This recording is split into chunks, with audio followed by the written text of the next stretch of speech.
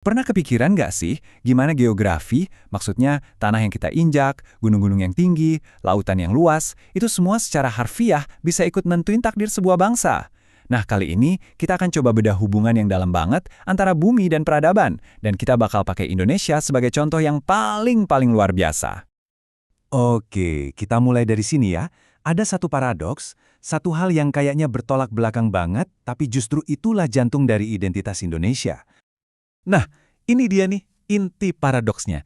Gimana bisa coba salah satu tempat paling berbahaya secara geologis di bumi, dengan ratusan gunung berapi aktif, sering banget gempa, dan ada ancaman tsunami, tapi di saat yang sama juga jadi salah satu tempat paling subur dan melimpah di dunia.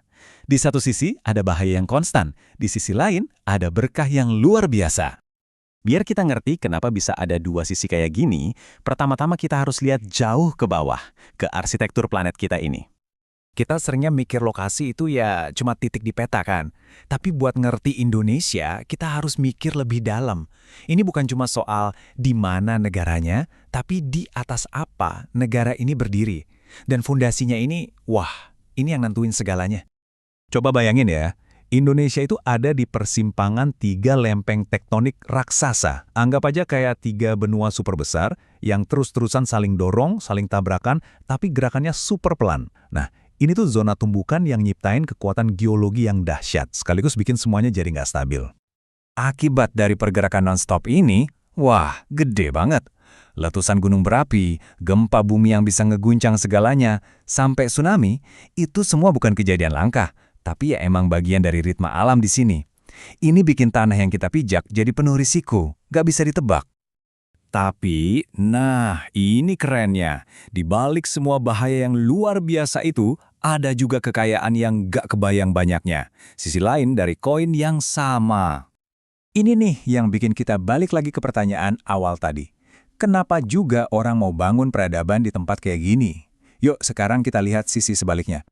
Jadi, kekuatan yang sama yang bisa menghancurkan, itu juga yang jadi mesin pembaruan.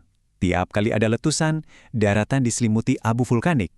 Awalnya kelihatan serem ya, tapi lama-kelamaan, abu ini terurai dan ngelepasin banyak banget nutrisi. Hasilnya, tanah di sini jadi super subur, salah satu yang terbaik di dunia, yang bisa ngasih makan banyak banget orang. Dan bukan cuma tanah subur loh. Proses geologis yang sama yang bikin gunung berapi juga masak berbagai harta karun di bawah tanah, mulai dari mineral berharga sampai bahan bangunan. Landscape-nya yang unik juga jadi rumah buat keanekaragaman hayati yang luar biasa.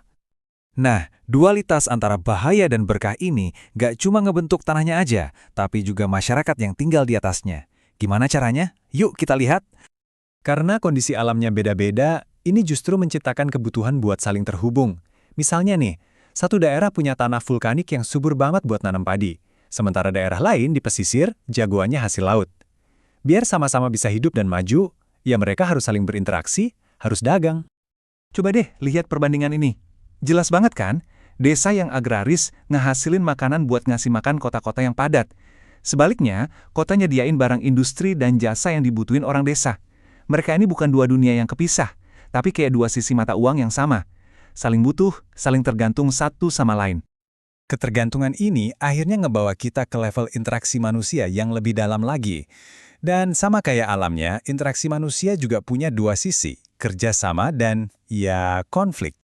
Persis kayak lempeng tektonik yang terus-terusan saling dorong dan tarik, masyarakat manusia juga gitu. Selalu ada tarik ulur antara kekuatan yang bikin mereka bersatu dan kekuatan yang bikin mereka terpecah. Dinamika tarik ulur antara kerjasama dan konflik ini, antara membangun dan merusak, itu cerminan sosial yang pas banget dari ketegangan geologis yang ngebentuk tanah Indonesia. Api dan buminya nggak cuma di alam, tapi juga ada di dalam masyarakatnya. Jadi, setelah kita jalan-jalan lewat api dan buminya Indonesia, apa nih kesimpulan besarnya? Pada akhirnya, kisah Indonesia itu ya kisah tentang daya tahan, tentang adaptasi, kisah tentang gimana caranya menemukan kemakmuran di tengah tantangan yang enggak ada habisnya. Ini bisa jadi cara pandang yang keren banget buat ngelihat lingkungan kita sendiri loh. Coba deh pikirin, kira-kira sisi bahaya dan sisi berkah apa sih yang ngebentuk komunitas tempat kamu tinggal? Apa keseimbangan dinamis di hidupmu?